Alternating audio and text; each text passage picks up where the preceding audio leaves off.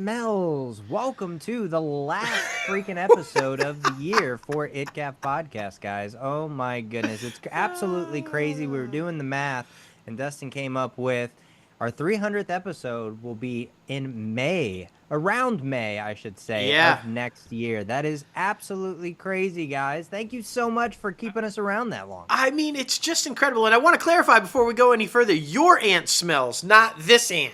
Okay, Yes. Not our aunt, your aunt. You go with it, bro. You do. Yeah, dude, I'm right there with you, man. I'm just in a really good, fun, jolly mood. Man, 300 episodes right around the corner, wrapping up our 7th year of doing the show, which is just mind-boggling. We had so many amazing guests this past year, which was really awesome. And just, man, brand new ones, long time ones.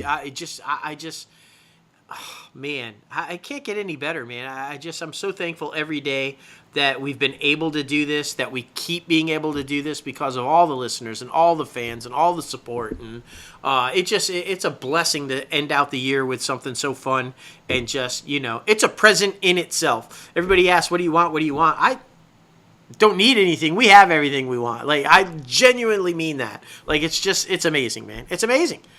It is. It's a beautiful time to be alive. I hope everybody's enjoying this holiday season, not just Christmas and Hanukkah, but all of the other ones as well. We are all about celebrating and just spending time with your family and just enjoying this time of year because It is a true blessing. No matter what you worship, it's just a beautiful thing. But yes, we're super excited about this show. Man, oh man, we're going to be talking all about the Golden Globes. So let's get into it. Yes. Hello everyone. So you want to start a podcast but have no idea where to start? Well, Crazy Ant Media is here to help you. We want to assist you finding your VFE. What's VFE, you ask? Well, that is your voice, your format, and your equipment. These are the 3 biggest essentials you need to start your podcast. All those hours watching non-stop YouTube videos or all those random website links, those are done. Just hop on a Zoom call with us and we'll talk about everything you need to know to create your own podcast and find your voice. Plus, we will send you home with a 12-page packet over everything we just discussed. It's very in-depth. It is definitely a must-need while trying to start your first podcast. Contact us at info@crazyantmedia.com today so that you can start finding your podcast voice for tomorrow. What's up, guys? Oh my goodness, episode 279 of the ITCAFpodcast. I'm so happy to be back for this final episode of the year. Like we said, of course, you're the host with the most for 279 episodes. Myself, J. Logan Austin, a.k.a. J-Lo Fantastic, and the one and only Mouth, a.k.a. Dustin M. Bergman. Yes, what's up? Woo! Man, oh man, we're feeling festive. We really are. We're super excited about this time of year. It's honestly our favorite time of year. It is. So it's a beautiful freaking thing. But before we jump into those Golden Globes, like we teased a little bit earlier, we want to be sure to say thank you and please, this holiday season, spread the word about ITCAFpodcast and Everything's Okay. Because if you didn't know, leaving a rating on both of those shows actually helps those podcasts get seen by more people who either enjoy entertainment news or those who are trying to break into the entertainment industry, or if you're listening to our other podcast, Everything's Okay, it's our mental health podcast. So we have a lot of relatability that a lot of people can connect with. So please be sure to do that. It helps our podcast immensely. Just like, share, tell your friends about it. Please be sure to do so because we love the fan interaction. So to be able to have that connectability over social media and over the podcast waveform, it's always a whole lot of fun. So please be sure to do that. But man, oh man, yes, it is the start of award season, starting with the Golden Globes, and we do have the freaking nominations right here, right now, in a sealed envelope, and we're super excited to tell you all about them. But before we do that, be sure to head over to our website, www.crazyantmedia.com, where you can start rocking the latest and greatest Crazy Ant Media gear. We got a little bit of something for a little bit of everyone. So be sure to do that. And, of course, be sure to follow us on social media so you can know when the promotion dates are, so you can get a little bit of a discount, man. We're definitely all over that. Without But doubt. okay, all the business is done. It's time to get down to award season. The wait is over. The Golden Globe nominations are here. This week's announcement officially marks the start of award season. We're super excited about it. Yes. Now, setting the tone for some amazing films that have already been filmed and more films to have become. The Globes just aren't one big party. They are a preview, of course, often predicting how this award season is going to go, from films to performances that possibly will dominate the Oscars. Is there going to be another Lily Gladstone this year where they dominate award season, but then don't end up winning the Oscar at the final leg of the race? But we're unpacking all of the nominations and surprises and, of course, snubs about the Golden Globes. So let's get into it, Dustin. What do we have going on for Best Motion Picture Drama? All right. Well, first up from A24, The Brutalist. Then from Searchlight Pictures, A Complete Unknown. That's the Bob Dylan flick. Can't wait to see that on Christmas. Focus Features has got Conclave. Warner Brothers is bringing Dune Part 2. We got Orion Pictures, which is Amazon, guys, and that is Nickel Boys. And then September 5 from Paramount Pictures. Haven't even heard of that one yet, so I'm not quite sure. But there you go. Best Motion Picture Drama. That's so weird because, like, I remember the 21st night of September, but not the 5th of September. So we'll see how that one goes. All right. Well, since that was a really good joke, why don't you tell us what's musical or comedy in Best Motion Picture? Exactly. Best Motion Picture for musical or comedy goes to, nominations are Neon's Anora, Challengers, that came to you by Amazon MGM Studios, Emilia Perez, brought to you by Netflix, A Real Pain, brought to you by Searchlight Pictures, The Substance, brought to you by Mubi, and then, of course, Wicked, brought to you by Universal Pictures. Are they trying to reclaim their success that they had with Oppenheimer last year? Are they still going to be one of the biggest studios, at least in accolades this year? We'll see. I'm always a little confused by this category. I really am. Every time. Yeah, Emilia Perez is a musical, not full on musical, but it's got musical numbers, and obviously Wicked. But Anora, not a musical, not really a comedy either. It's a rom-com, but definitely more drama.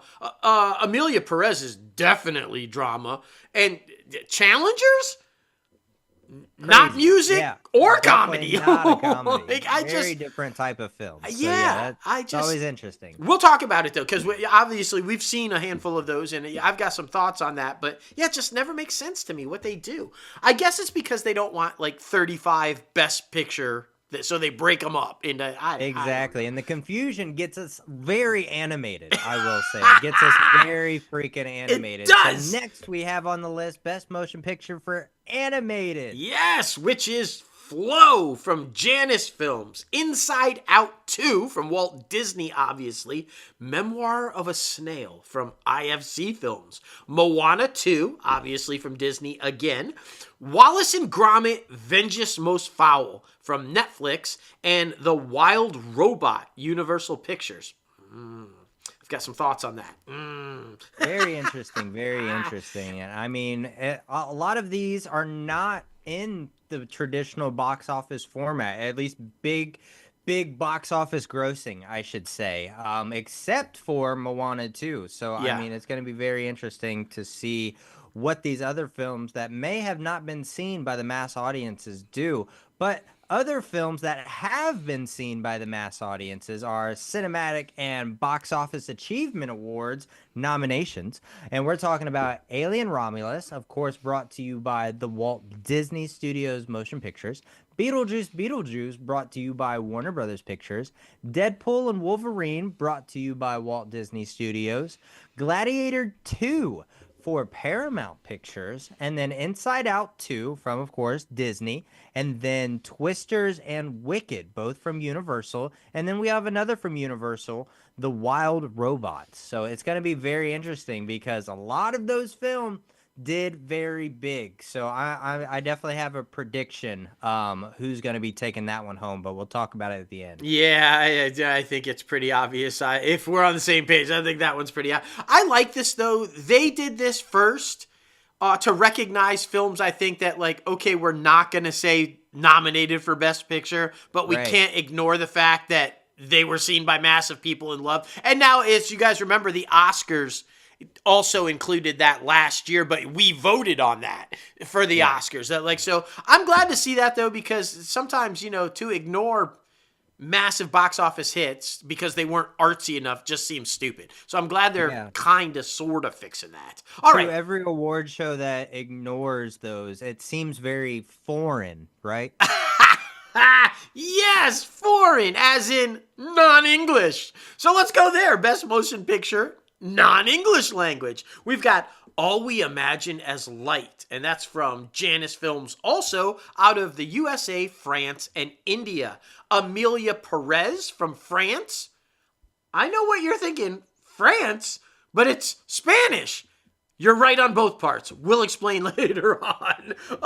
Let's see. The Girl with the Needle. That's from Mumbai. And that's Poland, Sweden, and Denmark. Then we've got I'm Still Here from Sony Pictures Classics out of Brazil. The Seed of the Sacred Fig from Neon. And that's Germany. And then Vermiglo. And that's from Janus Films. Wow, they're all over the place so far. Out of Italy. Italy. Yes. There you go. Very interesting, man. Well, best performances by a female actor in a motion picture drama, with the nominees are Pamela Anderson for The Last Showgirl, Angelina Jolie for Maria, Nicole Kidman for Baby Girl, Tilda Swinton for The Room Next Door, Fernanda Torres for I'm Still Here, and Kate Winslet for Lee. Now, talk about a freaking heavy-hitting nomination group, man. I'm just saying. I mean, 4 of those 5, really all of them, let's be honest about it, are like very well-known actresses. So that'll be a tough category. Without doubt. And you can't have a Best Actress without a Best Actor, can you? So what about Best Actor in a motion picture drama? Same thing, man. This is a list of like all huge name amazing actors. Adrian Brody from The Brutalist, Timothy Chalamet from A Complete Unknown, Daniel Craig from Queer, Coleman Domingo from Sing Sing, Ralph Fiennes from Conclave, and Sebastian Stan from The Apprentice. Ooh, that's going to be a tough category right there. It's going to be a tough category. Exactly. It sounds like a lot of drama. So let's lighten it up a little bit with some more musical and comedy. For the best performance by a female actor in a motion picture for musical or comedy, we got Amy Adams for Night Bitch, Cynthia Erivo for Wicked, Carla Sofia Garçon for Amelia Perez, Mickey Madison for Honora, Demi Moore for The Substance, and then, of course, Zendaya for Challengers. Oof. God, whoa. Man, we got to talk because, man, these are going to be some difficult categories. I'm glad we don't pick these instead of the Oscars because, man. Right. All right, well, you can't have funny girls without funny guys. So the best performance by a male actor in a motion picture, musical, or comedy. We've got Jesse Eisenberg from A Real Pain, Hugh Grant from Heretic, Gabrielle Labelle from Saturday Night. We've got Jesse Plemons, or I should say Gabriel Labelle from Saturday Night, Jesse Plemons from Kinds of Kindness, Glenn Powell from Hitman, and again, Sebastian Stan for A Different Man. My man's got it in both categories. Look at Stan going, man. I love that. Yeah, he's doing very well. I mean, he's really showed his range this year, I will say. He really has. Yeah. Well, I mean, with all of the leading people, they need some support. They need some backup. So we're going to be talking about the best performances by a female actor in a supporting role in any motion picture. Selena Gomez is nominated for Amelia Perez. Ariana Grande is nominated for Wicked. Felicity Jones is nominated for The Brutalist. Margaret Qualley is nominated for The Substance. Isabella Rossellini for Conclave, and Zoe Saldana for Amelia Perez. Yes, that's going to be another one. Whew. I got to pick there, though. I got to pick. Best performance by male actor in a supporting role in any motion picture. You've got Yura Borisov, who's, I'm hearing, a breakout star. This might be a breakout win for this guy, for Honora. Kieran Culkin for A Real Pain. Of course, when is he not nominated? Edward Norton for A Complete Unknown. Guy Pearce for The Brutalist. Jeremy Strong from The Apprentice. And Mr. Denzel Washington for Gladiator 2. Whew! That's a tough one. Man! Yeah. It really is, man. It really is. And all of these films are brought to you by some amazing captains of the ship, which are the directors, Yes. the people who are there from almost the very beginning, if not the beginning. So let's talk about Best Director in a Motion Picture. The nominees are Jacques Adrid for Amelia Perez, Sean Baker for Honora, Edward Berger for The Conclave, Brady Corbett for The Brutalist, Corley Forgate for The Substance, and Peya Capadia for All We Imagine as Light. If you are a longtime listener to the show, just know that I feel like my reading of all of these people's names has gotten way better over the past 6 years. So we're doing great, man. We're doing great. If you think this is bad, go back and listen to episode like whatever it was when we first started out the first year. It's gotten immensely better. Yeah, no, you don't butcher them anymore. Occasionally lightly chop them, but you don't butcher them anymore, which is good. Don't butcher. It's not messy anymore. Well, of course, none of the acting matters. The directing doesn't matter. None of that matters if you don't have the words on the page to start off with. So we got to recognize Best Screenplay for Motion Picture. And we've got, again, Jacques Audiard for Amelia Perez, Sean Baker for Honora, Brady Corbett and Mona Fastvold for The Brutalist, Jesse Eisenberg for A Real Pain, Coralie Farge for The Substance, and Peter Strahan for Conclave. That's going to be a tough one. Most definitely. And we have to have... These films are so beautiful. And once they go through their journey, you're in the journey with them because of, I believe, the score. So let's talk about Best Original Score for a Motion Picture. Now, we're talking about Volker Bredelman for Conclave, Daniel Bloomberg for The Brutalist, Chris Bowers for The Wild Robot, Clement Desaulles Camille for Amelia Perez, Trent Reznor Actis Ross also for Challengers, and then of course the guy who's basically everywhere, Hans Zimmer for Dune Part 2. All of these scores are absolutely beautiful, at least what I've heard so far. Oh, without doubt. And of course, every song or every film, I guess, really in the history of forever now, not just the score that drives it, but you always hear a song, right? There's a song that describes the story for you, if you will, and that's Best Original Song. And so let's fly into that one. The Last Showgirl is giving us Beautiful That Way. Music and lyrics by Andrew Wyatt, Miley Cyrus, and Like Zackerson. You've got Compress and Repress from Challengers, music by and lyrics by Trent Reznor, Atticus Ross, and Luca Guadagnino. Look, see, now I'm lightly chopping. You've got El Mal from Amelia Perez, music and lyrics by Clemente Ducal, Camille, and Jacques Audiard. From Better Man, you've got Forbidden Road, music and lyrics by Robbie Williams, Freddie Welker, and Sasha Sarbek. Thank you having decent names, guys. Appreciate that. Kiss the Sky from The Wild Robot, music and lyrics by Delancey, Jordan K. Johnson, Stefan Johnson, Maren Morris, and Michael. And finally, you've got finally. You've got Mia Camino from Amelia Perez. Music and lyrics by Clemente Ducal and Camille. So there you go. Wow. That's 2 for Amelia Perez in there. Interesting. Yeah, I know, right? Doing good things, that's for sure. Well, now we're heading over to the television side of things, because if you guys don't remember, Golden Globes does a little bit of both. They flip on both sides of the bed. And so we'll be talking about the best television series in the drama category. The nominees are The Day of the Jackal on Peacock, The Diplomat on Netflix, Mr. and Mrs. Smith on Prime Video, Shogun for FX/Hulu, Slow Horses for Apple TV, and then, of course, Squid Game for Netflix. I have a prediction, but that's a tough one.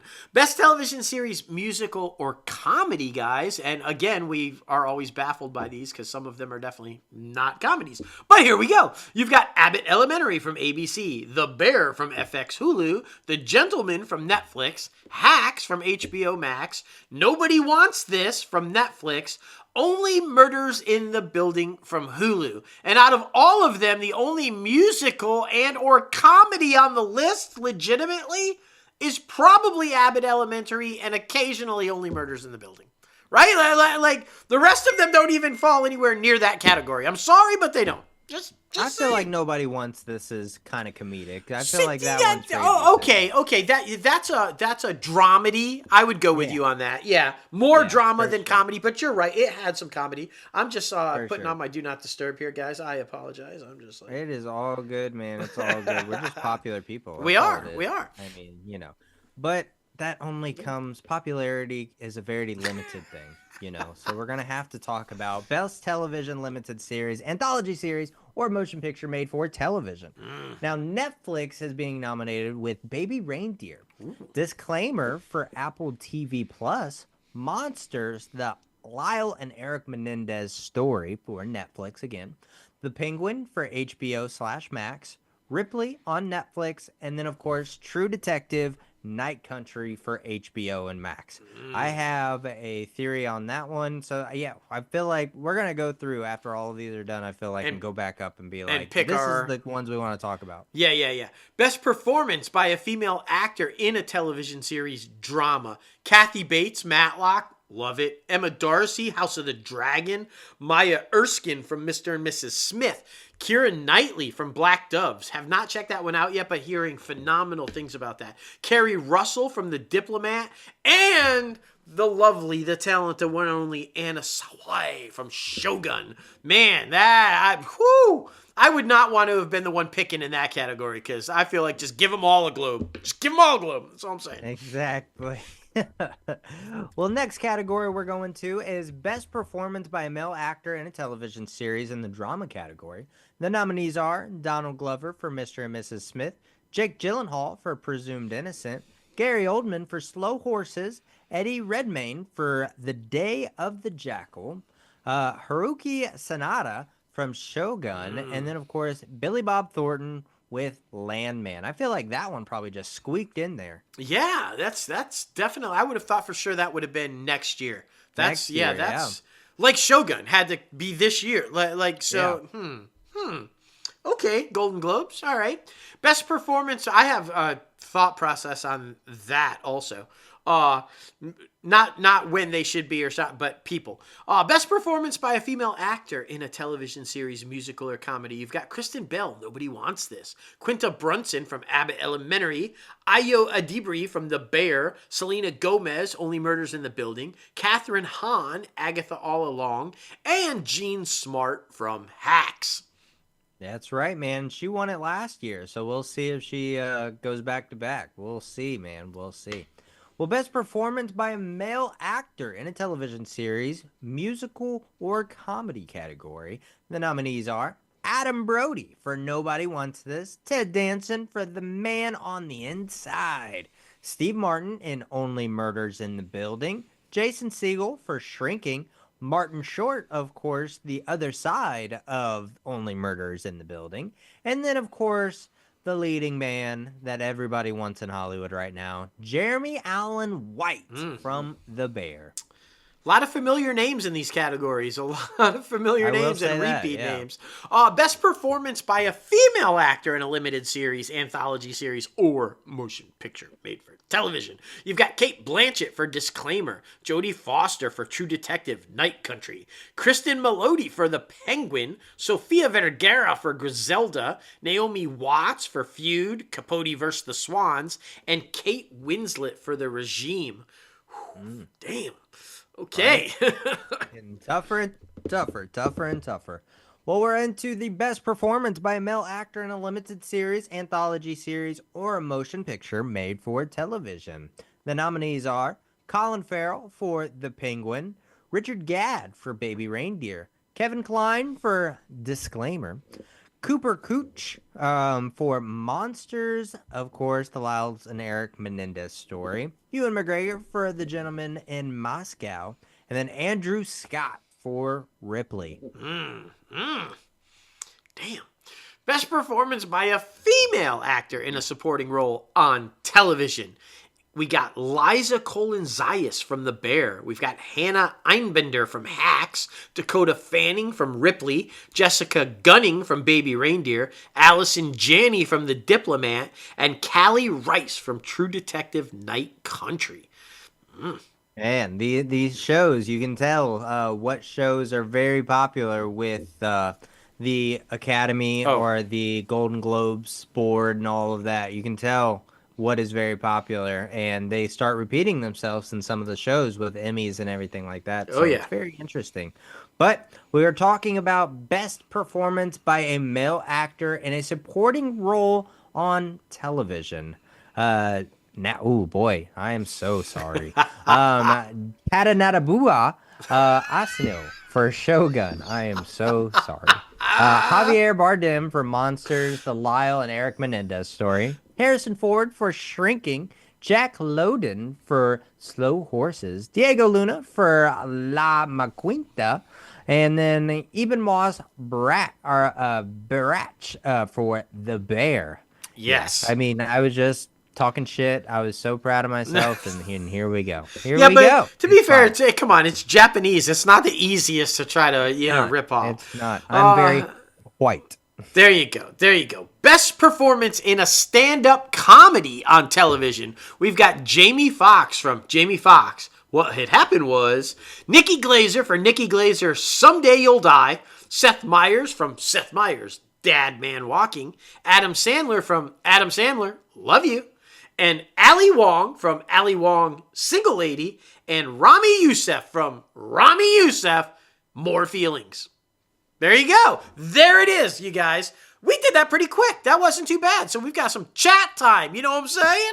Most definitely, man. Most definitely. Yeah, I mean, it's very interesting because, like, when a lot of big shows that get nominated all the time, because we report on this stuff, obviously, for the last 6 years. So a lot of big shows that get nominated all the time while they're still on the air, you feel like you are repeating yourself a lot when you're announcing all of the nominations and the winners, because like they very much go with the stride of what everybody likes and what is good creative decisions. Like, for example, The Bear. Like, I honestly, when I first saw the trailer for season 1 of The Bear before it came out, I had no idea if it was going to be successful or not. And then it hit the ground running and just blew up. And now we've been talking about it for like 3 or 4 years straight. So, I mean, that's an example of when big shows hit lightning, they're going to keep trying to hit that lightning. That's for sure. Yeah, I feel like it's the Golden Globes are a great example that kind of, we say it's a forecast for the Oscars, but it's also a forecast for the Emmys.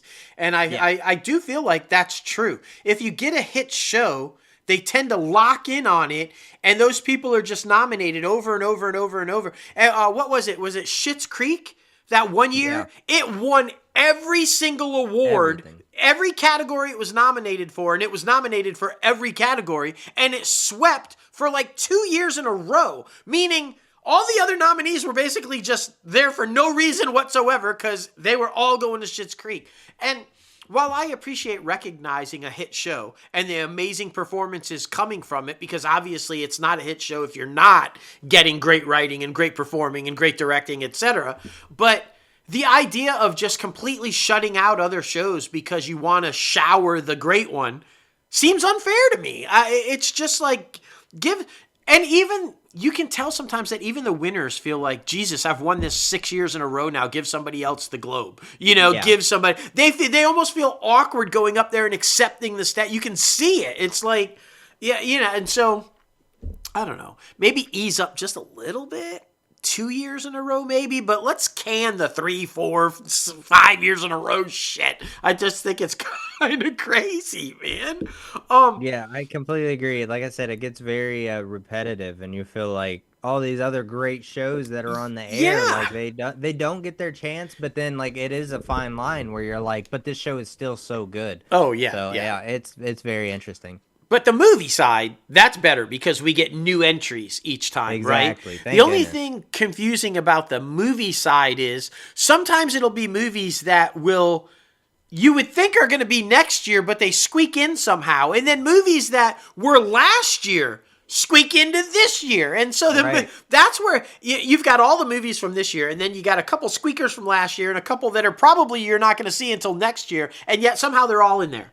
And that's the confusing side. On the movie side of it, it's like, we get that the foreign press got to watch those, but how do we know? We just got to take their word that the one that's coming out in January of next year is good because we haven't seen it and can't see it until, so I don't know. I mean, I think that the foreign press has a little bit of work to do to try to figure out that. Right? The Oscars, they say, you have until this long to qualify. It's only this. And the Emmys do that same thing. Do only this. Because remember, that there was a show that just missed the deadline. It came too late and had to go to the next year. Because both of those are the Academy of Television, Academy of Motion Picture, very stern about the deadlines. Foreign Press Associate, not so much. It's like, let's just throw that guy in. Let's throw that guy in. So, I don't know. But let's talk about it, because there are some interesting ones on here. Like, what do you think about Best Motion Picture Drama? What are you thinking here? Best motion picture drama. Well, honestly, like we've talked about before on this show, I don't think enough of these movies have even, one, come out yet, or two, been released in a mass way. Because a lot of our way of getting like ready for the Oscars and our own ballots are by watching them on streamers. Like, Right. for example, I haven't seen The Brutalist. A Complete Unknown has not come out yet. Haven't seen Conclave. Haven't seen Nickel Boys, and haven't seen September 5th. So that's the biggest thing. I feel like when it's early award season, you haven't really seen a lot. So it's going to be very interesting. But I'm very curious, though, because everybody is hyping the fuck up about this A Complete Unknown. Yeah. Is Timothée Chalamet going to dominate this award season? And like, I am a huge Bob Dylan fan, and I don't like Timothée Chalamet. So this is going to be such a culture shock, splitting my atoms in half. Oh, it's going to be so absolutely crazy. But Christmas Day, or Christmas probably Eve or the day before, definitely going to try to see A Complete Unknown to get an opinion on that. But yeah, it's going to be very interesting. I did go through our document and highlight some of the ones I feel like would be very fun for us to talk about. Like we mentioned before, we wanted to talk about the cinematic box office and achievement. But before we do that, you go into Best Motion Picture. Well, drama. I Have agree with seen you. any of these? I think the sleeper. I have seen Dune Part 2. Enough about Conclave to know what it is. I haven't seen it, but get the general gist of it. Yeah. Listen, I agree with you. I think A Complete Unknown might be the big sleeper this year and at all of the awards. Here's the thing. I don't dislike Timothée Chalamet the way that you do, but that said, I haven't seen anything from him that strikes me as he's one of the greatest actors of our generation and he's stellar this or stuff. He's a good actor, but I mean, I haven't seen anything like, give this guy an Oscar yet. But I will say this. The trailers for that film look amazing. And he is doing his own singing, y'all. So even more so. Sounds great. Yeah, But- I'm glad they put that in the trailer. And then Bob Dylan signed off on it. Bob did. Dylan said that Timothée Chalamet did an amazing job playing him. And if you know anything about Bob Dylan is not easy to please. Bob Dylan is like, first of all, you barely get anything out of Bob Dylan these days, right? It's like just recluse, very kind of like a legend that just would rather not be in public anymore, kind of a thing. So for him to come out and say, that he basically stamp of approval for Timothy, that's got to say something about the performance. Because I feel like Bob Dylan would be the first guy to hammer it if it sucked. You know, he'd be like, that ain't me. You know, he'd come out and rip it like, yeah, fucking sucks, right?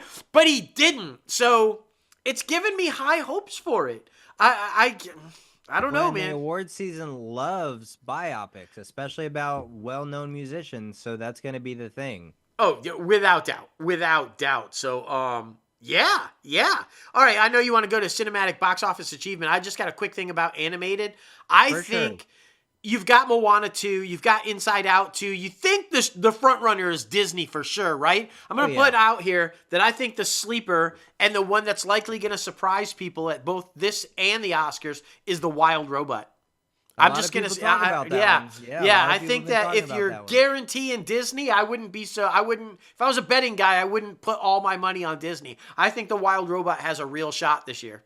I'm just saying. Yeah, it's crazy, man, because, I mean, it stayed in theaters for quite a long time. Yeah. And I've heard a lot of people around town talking about it. So, yeah, it's going to be very interesting because who knew that the animated category was going to be the one where like wasn't a sure win. It's normally a sure win for, let's be honest, Disney. But this year it's going to be very, very interesting.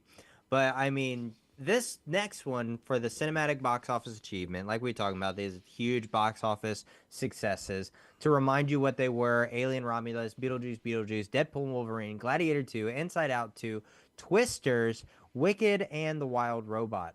So for sure, I think it should be Deadpool and Wolverine. Without doubt. Like without a doubt, it should be Deadpool and Wolverine. But I would not be surprised if Wicked came in there and grabbed that bad boy too, because I don't think it's going to have as much success in the award season as people would think it would. I think like maybe Cynthia and Ariana will do well individually for the film, but overall for the film, I don't think it's going to win a lot of awards. So I wouldn't be surprised if it got this one. Okay, so I'm gonna make a prediction here. I do think it will be Deadpool and Wolverine, but I agree with you on Wicked, but there's a reason. I think Wicked is going to be this season, because I don't want to say this year, because you got the part 2 coming out, but that's what I'm going to talk about. I think it's going to be this season's Lord of the Rings. Both the Golden Globes and the Academy held off on Lord of the Rings, even though everybody was like, oh, it's a shoo-in. They held off until the trilogy was complete and then awarded the shit out of them. I think that is what is going to be the case with Wicked. Wicked will not see a lot of success this year at the award season because they're going to hold off until you see the whole story and then come at them with all of the accolades. That's my prediction. Because the story ain't over. It's halfway through, right? And I know you don't want to break it up and go, but I do think that that's what's going to happen with that one. So, But I think that's Deadpool and Wolverine's only competition, to be honest. I totally other ones, agree. They were great. I loved all of the films that were nominated, but I don't think any of them come close to competing with Deadpool Wolverine other than Wicked. No, totally. It is very interesting. Is there another one that you wanted to hop to? Because the next one I had was Best Performance by a Male Actor in a Motion Picture. So there's 2 quick ones that I want to talk about. One, I think best performance by a female actor in a supporting role in any motion picture. There's a lot of big names on this, but I've got to tell, I watched Amelia Perez. This is Zoe Saldana's year to shine, I hope. She is absolutely, I'm shocked she's not on there for fucking Lioness, especially since Billy Bob Thornton made it for Landman. If you watch that, it's unbelievable. Probably the best acting I've ever seen her do in her life. It's just phenomenal. She should be getting it. The fact that she wasn't even nominated for that pisses me off. So I'm hoping the Emmys correct that. But on the film side of it, Zoe Saldana absolutely blew me the fuck away in Amelia Perez. First of all, it's all in Spanish with subtitles, but there's little bits of English where they're in parts where people speak English. But she does pretty much the whole thing in Spanish. Her singing performance is unreal. And the choreography and just the way she brings it in this film, I'd be shocked if there's a reason why this film got the most nominations at the Golden Globes and why I think it's being talked about a lot at the Oscars. It's phenomenal. I didn't think so. I was like, how is this going to be good? It's from a French filmmaker who's trying to tell a Spanish story. It's about a drug dealer who wants to be a woman. It's a musical. How does that even make sense? And yet it fucking worked. It worked, and I loved the film. And so, but yeah, so just film in general, I'm on board for that film. And Zoe Saldana, I just wanted to say about Zoe Saldana because I just think it's fucking amazing. And the other thing I wanted to briefly say, and then we'll go to the ones you highlighted, is the fact that Jake Gyllenhaal was nominated for Presumed Innocent as lead actor in drama on television, and Ruth Negga is not. Ruth Negga, boom! It's the best. First of all, she's an Oscar caliber actress every single day. She's phenomenal. She is one of the best of our generation by a landslide. Her performance, in my opinion, outshone Jake Gyllenhaal in that show. And Jake was awesome. I'm not saying Jake wasn't. Jake did a phenomenal job. But Jake's performance plays 100% off of Ruth Negga's performance because it's how she's dealing with what she thinks he did and how she's coping the kids with it and all there is no performance by Jake without Ruth Negga. So the fact that she was ignored, not even nominated, mind-boggling to me. What the fuck, Foreign Press? What the fuck? It's like, I don't know. Anyway, that's my beef on that. Congratulations, Jake, but Ruth should have been nominated. I don't understand how that happened. I don't.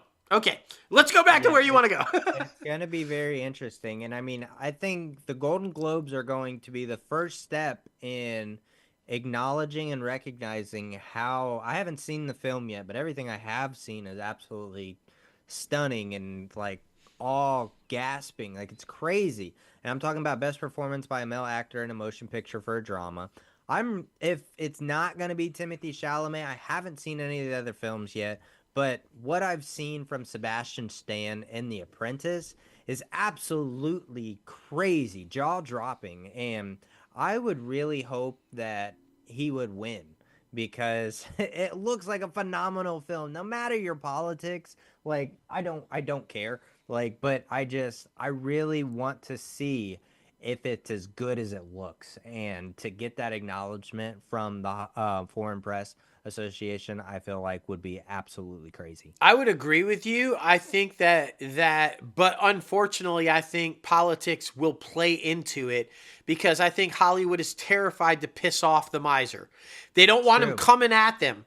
And he already said he doesn't like the movie. So the last thing you want to do is piss off the guy who's already said he's going to come after anybody he doesn't like. So I think Hollywood is nervous. And so unfortunately, I think Sebastian Stan, Jeremy Strong, and all the people involved with this picture might lay victim to that, which would be unfortunate because it looks like it's a really great film and it looks like phenomenal performances.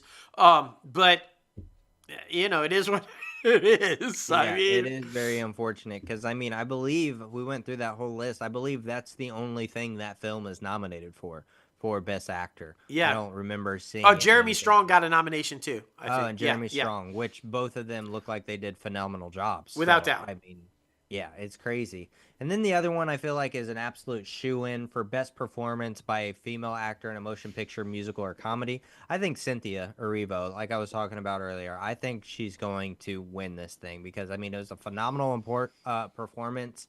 But if not her, I think it's going to be Demi Moore for The Substance because a lot of people have been talking about The Substance. They've been talking about her basically finding fame again with this film and how beautiful it is. So I think those will be the two that are challenging in this category with challengers that is not going to win. So this is a tough one for me because Mikey Madison from Anora there's talk that she just like absolutely blows it away in this film. This I'm so mad because I keep wanting to see this film every weekend, and it's still in my theater, except it's at like 10:25 at night. One showing at 10:25 at night. Like, come on, guys, I fucking want to. But so I feel like she's got legit chops at it. My feeling is that Demi Moore and Zendaya, in my opinion, I understand the nominations and I'd be fine with either one winning because they both stepped out of the comfort zone and played something so completely what they're not known for, right? And took a chance with these films. And I like that. I like when an actor challenges themselves to go outside the comfort zone and go, I'm going to do something that's going to shock the shit out of people. And so I respect that and I like that. But here's where I think the winner's going to be, and I'll tell you why. I think it's going to be Carla Sofia Gascon. And it's because, one, she made history. She's the first transgender actor to be nominated ever. She is playing a man who wants to be a woman who becomes a woman. And the idea that she's a transgender woman who's already gone through the procedure of becoming a woman from a man and then plays a man prior to the transformation to a woman, I mean, it's unbelievable the performance that she gives.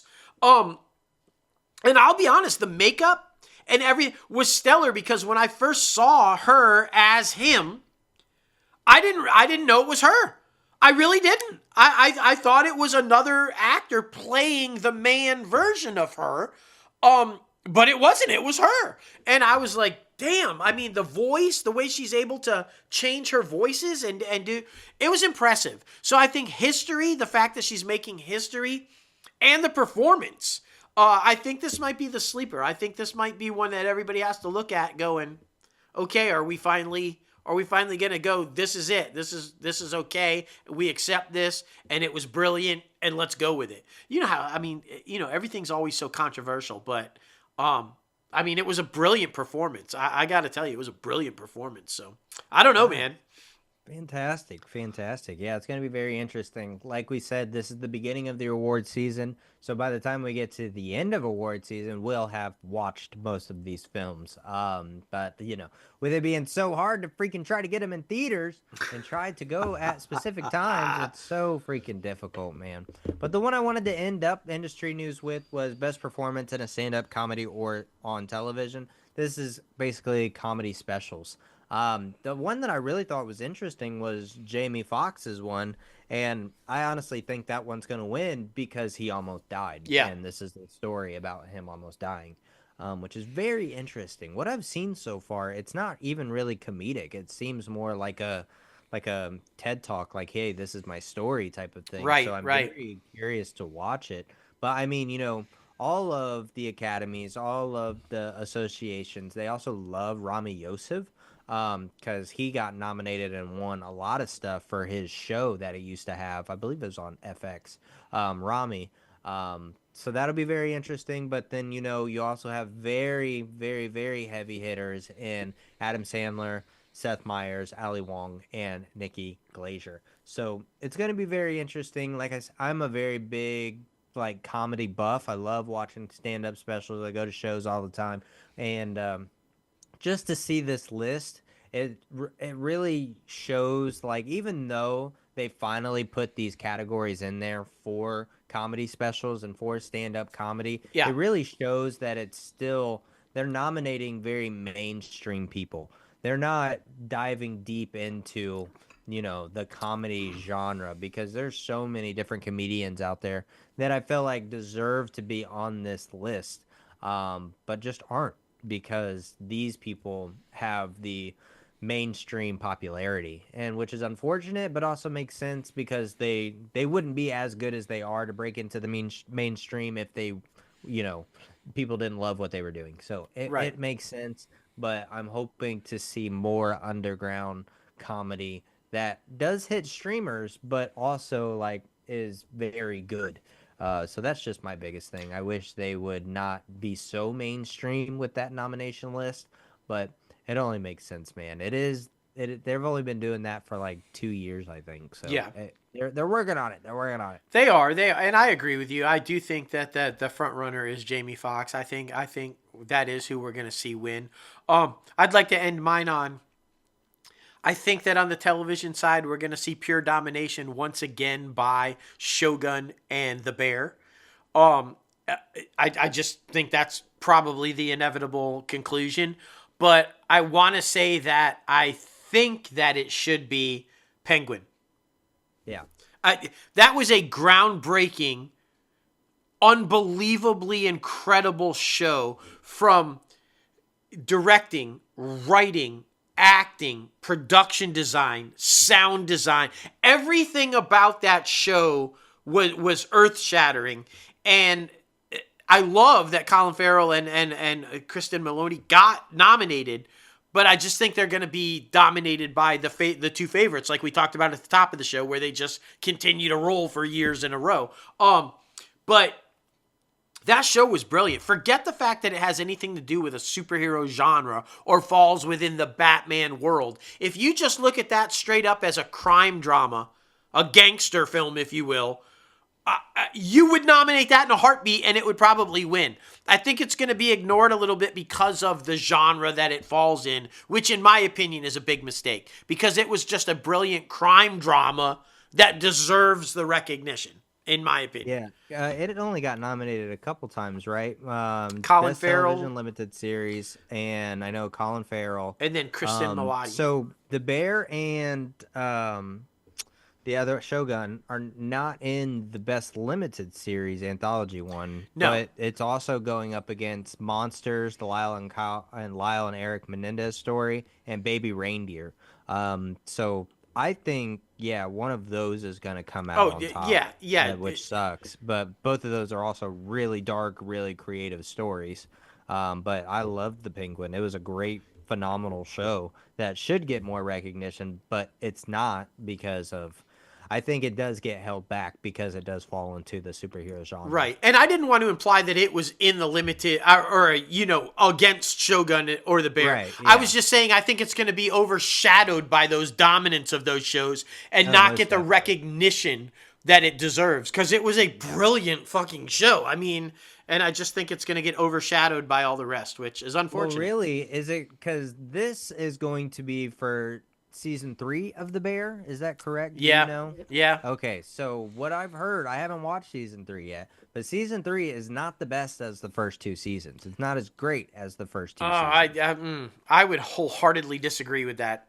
Interesting. I think that what some people disliked it, but I loved, is that it dove deeper into the backgrounds of the characters. Each character got an individual story of how they got to where they are now. We saw the backs. The first 2 seasons, they hint at what was going on. But in this season, they show you, each character by character, how they ended up where they are. And I thought it was brilliant.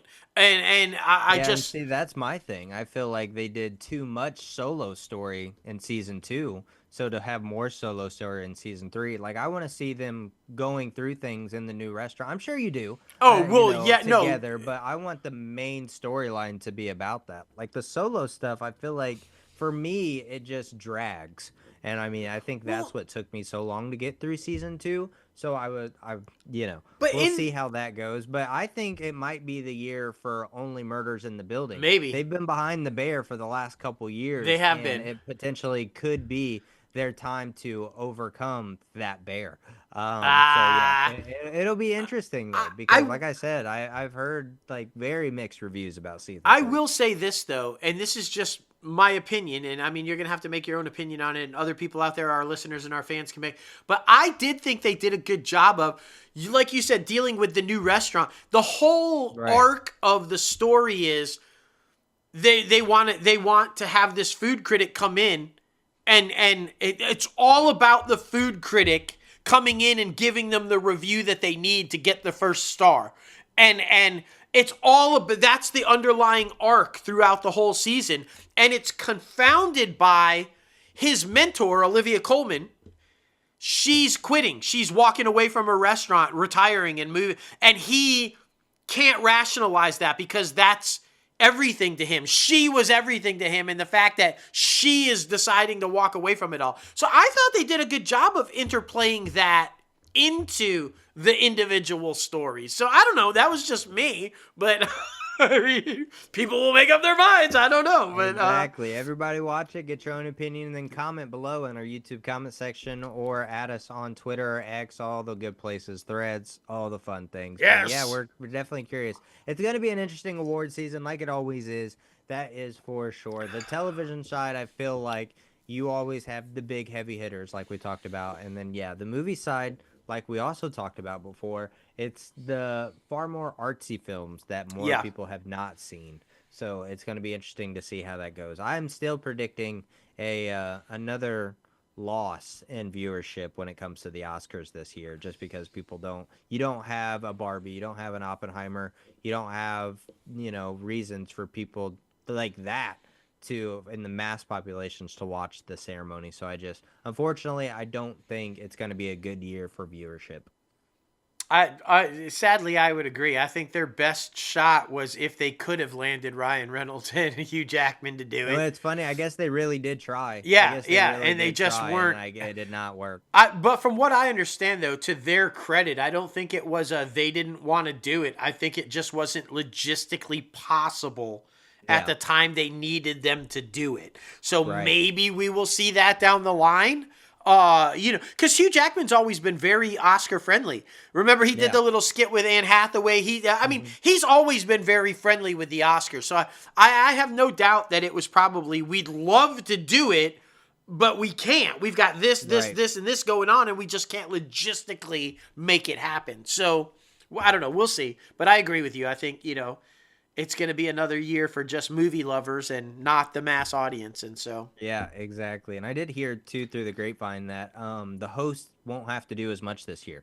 So I know that can be taxing for a 3-hour show. So without doubt. It'll be interesting to see what Conan does. It really will. I love Conan. Now we're heading over to our top 5 segment, man. And with it being the last show of the year 2024, we want to talk about our top 5 things that we're most looking forward to in 2025, man. It's New Year, I don't care. Some people are very much like, I don't want to do New Year's resolutions. Nothing's going to change, blah, blah, blah. I think, I think about this way about Mondays too. It's a fresh start. Yeah. You got to look at things as fresh starts to start to change because you're not perfect. No. You could always be doing something better.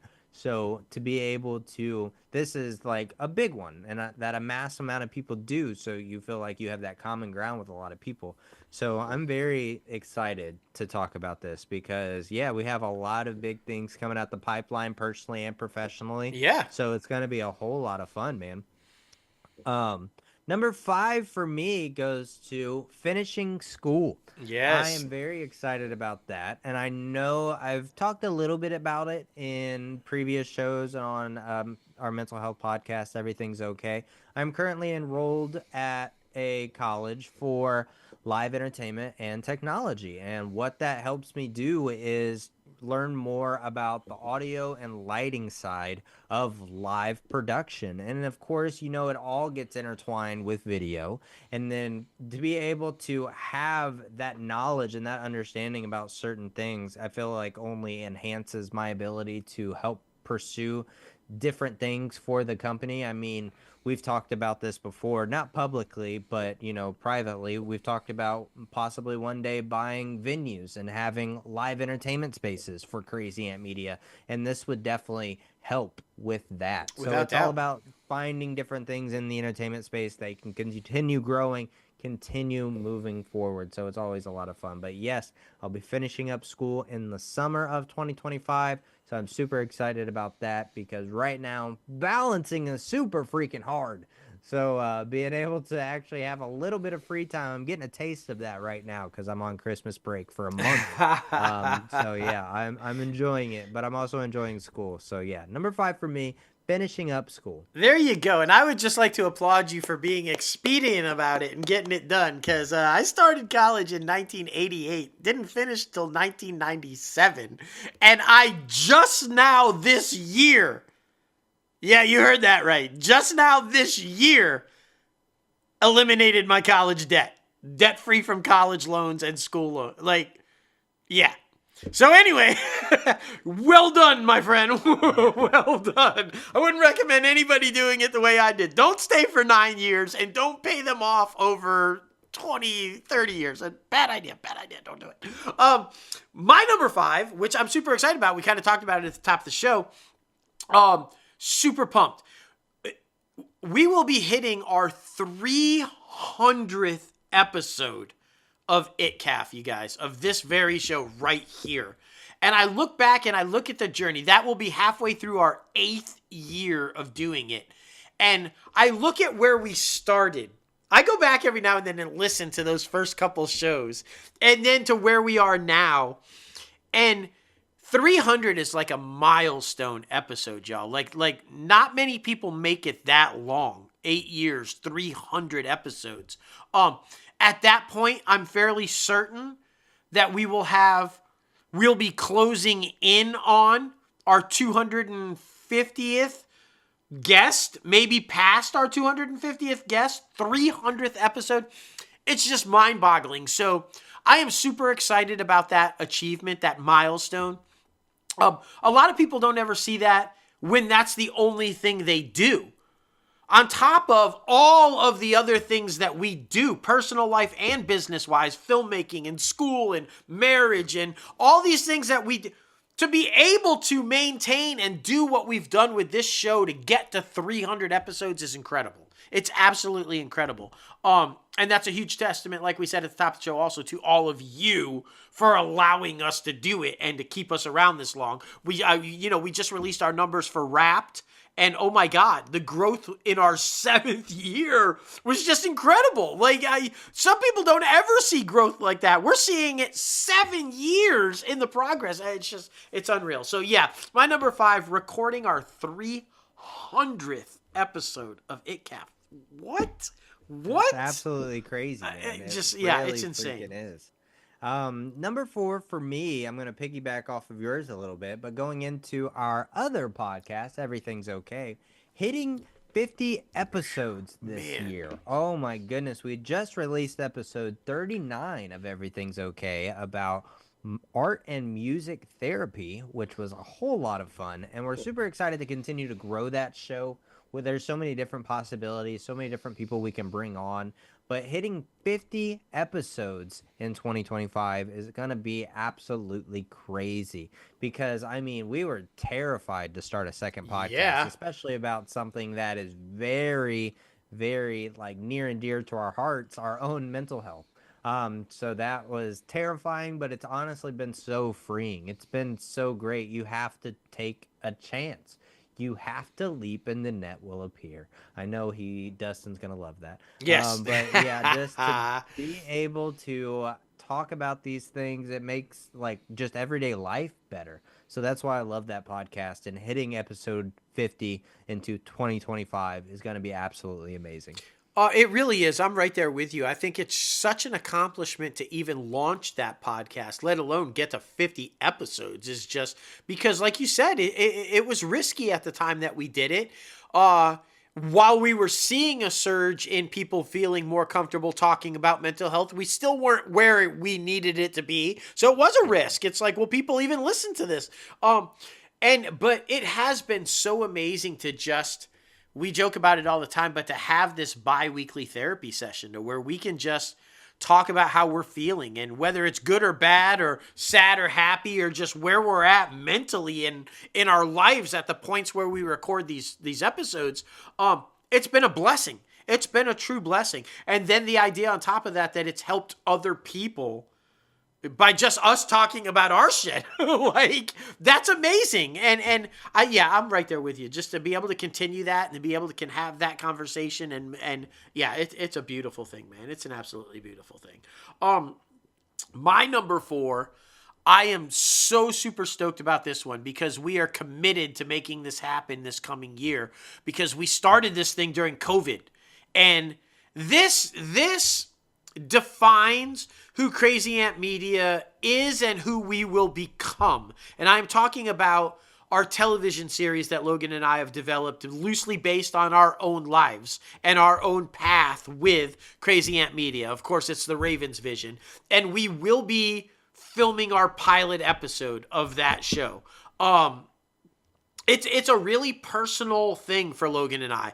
This comes from the heart. We've been working on it. It's a very passionate project for us because it is so personal to us on many levels, just professionally and personally, because it's about us basically. And the industry that we love. If you're not sure what it's about, you can check it out on our IMDb page or our website, read the gist of it. But it's basically about the transition of what's happening in Hollywood and how old meets new and how to make that work. And that's exactly our story and exactly what we're doing. And I truly, the response to this has been phenomenal, and I can't wait to finally just get it in front of cameras and see where it goes, because I think this is something really special. I really do, and I can't wait. I'm just pumped, man. I can't wait to see it come to life. Completely agree, man. Completely agree. It's going to be absolutely amazing. And number 3 for me goes to continuing to grow Crazy Ant Media more. That is such a wide range of things, guys. You have no idea how many ideas we have in the pipeline and how many things we want to keep going. Like, I'm just so excited to get back to writing. Like, a couple nights ago of this recording, I had just inspiration at 10 o'clock at night to start writing again. I haven't really had a lot of inspiration to write just because I've had so much on my plate. So to have that feeling again, it's exciting to be able to get back in action and continue to... Yeah. Take everything that we have going on to the next level. Like, either that's been, bringing in more people to the company, doing something new on social media, starting a new project, writing something new. It's an amazing thing to be able to be in the position to do. So that's why I just love doing it as much as I can every single day, and it's going to be an amazing thing to see what we can do in 2025 to grow this company to where it needs to be. So yes, continuing to grow Crazy Ant Media. I love that. And it's part of, for anybody who doesn't know, we are in what I like to say our 8th year of the 10-year journey of becoming an overnight success. Fact. That we are getting ready to start our 8th year. And for anybody who's ever tried to break into this industry or work in this industry, you know that overnight successes on average take about a decade to happen. And Right. We have been steady working for 7 years, about to go into our 8th year, and we are right there on the cusp of becoming that overnight success and having Crazy Ant Media achieve what we want it to achieve and become what we want it to become. And so that plays right into what you were saying about continuing to grow it in ways that we can grow it over the next 2 years to make sure that when we hit that decade, we are where we want to be, which is an overnight success. And I love that. I love that you put that on there, and I can't wait to see what we do that following year too. My number 3 is, and it's funny because my next 3 are all kind of personal as opposed to business, but play into the business. My number 3 is continuing my spiritual journey. I am happier than I have ever been in my whole life because of my spiritual journey. I have found forgiveness. I have forgiven forgiveness. I have mended relationships. I have healed. I have dug deep into places I didn't want to go because I thought I didn't have to, but I did.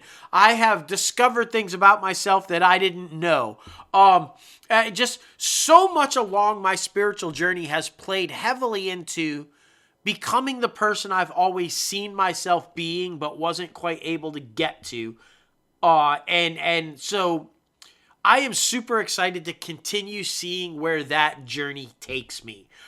It's been nothing but good for me so far. Hard. Sometimes it's been real ugly. Sometimes it's been stuff I didn't want to do. But the results of it have been really good for me. The amount of people that I've had tell me over the last, since I started this spiritual journey over the last few years is like, wow, you're not even the same person anymore. You're just totally, and I take that as a huge credit to this journey. So I'm just super excited to continue this and see where it goes, continue doing what I have to do to spread positive energy and light and love to the world while also working on me and kind of like see it, it's just been a beautiful thing, and I am super excited to continue to see it grow in 2025, man. Most definitely, man. Most definitely. Well, number one for me is to continue to grow more in my marriage. No, We are aren't we number almost two? a Number two? oh, oh. Yeah. Well, everybody knows my number one now. It's fine. Continuing to grow as a person. There you go. So we're starting with that one first. We're starting with that one first. Continuing to grow as a person, of course. I think this year I have really been starting to put boundaries up, starting to put myself first. And I started doing it at the end of last year, I believe. And, it's been immensely successful in my mental health to where I feel like, I don't have to agree to everything. I don't have to do if someone asks me something, I don't have to do it. I have a choice in everything I do. I always felt obligated to do something because someone was nice or because they're family or because if this, that, and the other. So, but now I realize like if I just physically and mentally cannot, don't. Like putting myself first has been an absolute joy and pleasure to do. So I hopefully can continue to do that this upcoming year and continue to find my own spirituality and find my own faith because I've always grown up Christian and I've had my own battle and journey with faith. So I'm excited to continue that journey because I want to start taking it more seriously because with children coming in less than a decade, I want to make sure they have understanding and boundaries and that type of thing. So I'm very excited to continue to grow as a person in 2025. I love that, man. I love that, and I'm thrilled to hear that you're looking to start your own spiritual journey because I think it's just game changing, mentally. It really is, and it plays right into my number two, which is being 100% healthy physically. This has been one of the hardest years of my life physically. I have just had health problem after health problem after health problem, from a cancer scare early at the beginning of the year to heart issues at the end of the year, to just like just breakdown physically of the body from the other issues. It's been a really difficult year, and full disclosure, I almost didn't make it out of it 4 years ago. So the fact that I'm still here has me excited about next year and finally reclaiming and getting back to physical health the way I have with my mental health. Because it's important. It's really important. And it's not just hindered me personally, but also professionally. It set us back quite a bit in the company, and we've had to overcome some things and deal with it because of my health. So it is something very important to me in 2025, and knowing and understanding that a lot of it is genetic and there's only so much I can do in so many areas, but it is a focus for me. It is something that I'm looking forward to, getting back to what I'm used to being physically as opposed to what I've been this past year. And just getting there. I'm super excited for that because I feel like it's going to be a road, but I'm excited to get on that road and take that journey and get back to a level where I feel as good physically as I do mentally. Because my whole life, it seems it's been one or the other. So my goal in 2025 is to even that shit out finally and be good at both. So we'll see. I'm looking forward to it. Getting 100% healthy. That's what I'm looking forward to, man. There you go, man. There you go. Well, in my number one, of course. I mean, everybody knows, of course. Growing more in my marriage. I'm super excited about this because we've been married for almost a year in March. Yeah. And it's been a beautiful journey to be able to share my life with my, partner, Bonnie and Clyde type shit. And just to be able to have a person, like that. I think it's been such an amazing process. It's been such an amazing journey. And I only hope to continue making more memories and more laughs and more, happy cries. And, life is going to beat you down, but as long as you have that person there to pull you back up, I think, you're going to be just fine. So I'm very excited about that. And, yeah, man, I mean, it's an amazing thing. I'm super excited about that. And watching y'all's journey so far in marriage and seeing how you guys are doing everything. It's an amazing thing to witness, and it's part of what my number one is. This has also been the most difficult year of my life in the sense that I've been separated for the first time ever from my kid. And it's been beyond challenging for me, especially going through all of the health issues and not being around her and having her near me. And now, of course, cemented now as family. We've always been family, not blood, but now the sense of it's been really, really difficult. Necessary because of the health things, but I am most looking forward to in this coming year getting back with my family, and just, as you guys know, family's everything. It's always been everything to me. It's the most important thing to me. And to be, it's one thing to not see your kid here or there. You get busy lives. You guys are married. I've got my life going on personally, blah, blah, blah, blah. But to not be able to just pop in and say, hey, let's go grab lunch or something. It's the hardest thing I think a parent can go through, other than maybe losing a child. And not being able to just be around them, to see them, to feel their happiness or their sadness, or just be there to give them a hug when they're having a bad day. Yeah, it sucks. So I am super excited, beyond excited, to be finally back with my family in 2025. And I cannot wait. I simply cannot wait. It's the single greatest thing I'm looking forward to above anything else. And it's just going to be amazing. It's going to be amazing. For sure, man. For sure. Well, we want to know, what are you looking forward to in 2025? Be sure to comment below in the YouTube comment section, or at us on Twitter or Threads or any of the places. Maybe not TikTok for the next, I don't know. I mean, you probably can for the next 6 weeks, but who knows after that? We'll see what's going to happen. But now it's time to head over to the box office recap, man. And of course, Moana 2 and Wicked still dominating the box office in their third week. I think it's second week for Moana, third for Wicked and Gladiator 2. Moana 2 came in at number 1 with 52 million. That's a crazy. Some movies don't even make that on their opening weekend. So that's awesome to see that for its second weekend. Number 2 was Wicked at $35 million. Again, third week out. Great numbers. Number 3 is Gladiator 2 with 12 million. That's what you should have for about week 3. So they're right on track. Pusha the Rule Part 2. Pushpa the Rule Part 2 came in at number 4.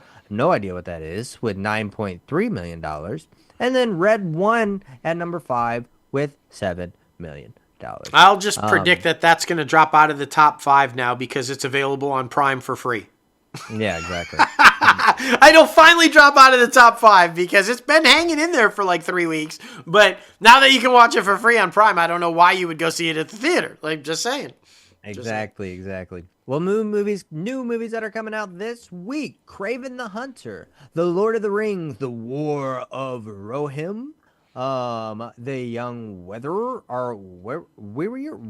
Werther? Yep. Young Werther. The Elton John Never Too Late, and Filthy Animals. So the Lord of the Rings one is an animated one. Fun fact, they needed to have a project in development so that they could keep the rights. So they were like, fuck it, let's do an animated film. So that's where this one came from, which I thought was, a classy business decision, because animated films normally don't cost a lot of money. So kudos to them for making that decision, because Amazon and MGM wanted to keep the rights. And we both saw Kraven the Hunter, the latest in the Sony Spider-Man anti-hero verse. I believe this is the last one on the slate for the foreseeable future out of like the 6 films that they did, 6 or 7 or whatever, but it was okay. It was fine. I honestly like Madam Web more than Kraven the Hunter. Yeah, I just feel like this falls into everything else in the Sony Marvel film verse. It had a lot of potential and failed to reach it. They do not know how to utilize Spider-Man characters without Spider-Man. And I don't think you can. They don't even market them as Spider-Man people. you know, there, and I'm not even just talking about comic book fans. I'm talking about the fact that there's a massive audience of Spider-Man fans that only know Spider-Man from the movies. And you're not even playing into that fan base. If you would just say, this is a Spider-Man villain, those Spider-Man fans from the movies would go see it. But they don't even know. I mean, you know, 90% of the viewing audience probably had no idea that Kraven the Hunter had anything to do with Spider-Man. The only reference in the entire film is a quick half-a-second blink if you miss it shot of the Daily Bugle. That's it. And if you're not a comic book fan, you don't even know what the fucking Daily Bugle is. You still don't even know that's a Spider-Man reference. I just think they're failing on every level with that. And Venom has been the only thing that they've been able to do successfully, and there's two reasons for that. One, because it's clear that Venom is a Spider-Man villain. He looks just fucking like Spider-Man. You get it. You know. And two, Feige was involved with them. Yeah. Feige was involved in the Venom films, meaning actual Marvel was helping them get it right. The rest of the films they have not, and that has shown at the box office. They just do not get Marvel right.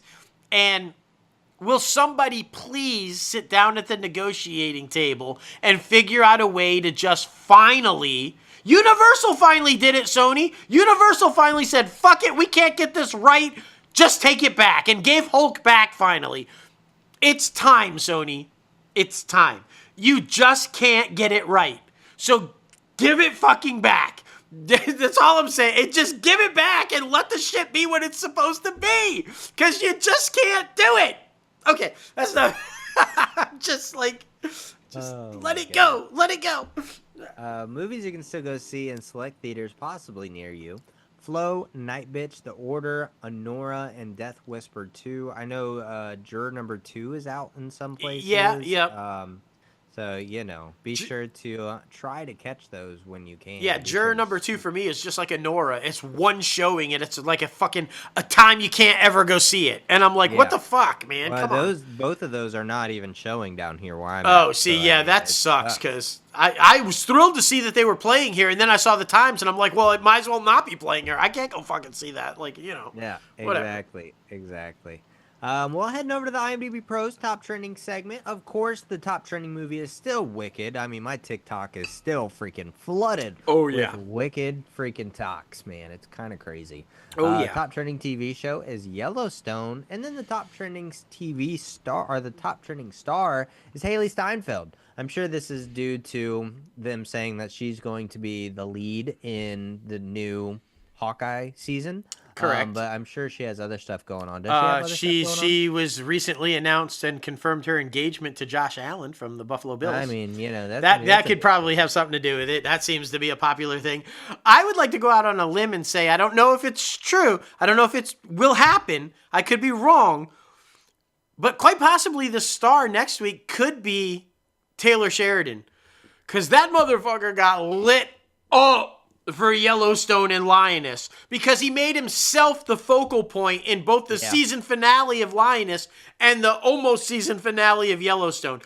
I heard he got shirtless and what are you doing? And he played his real life. He went to the Bosk Ranch. He had all of his own, he was showing everything like, this is me, bitches. This is my fucking ranch. I own the 6666. I own Bosk. This is my flag. These motherfuckers all come to my shit to film. Right.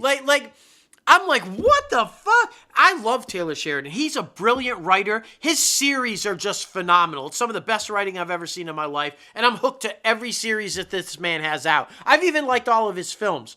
But that was a fucking dumbass move, Taylor. Yeah. That was a dumbass move. Nobody gives a shit about what you're doing. And we all know you own all the shit. We all know that you're a smart businessman, that you're a cowboy, and you built Paramount into buying your shit and paying for you. And we know. We didn't need to see it in the fucking show.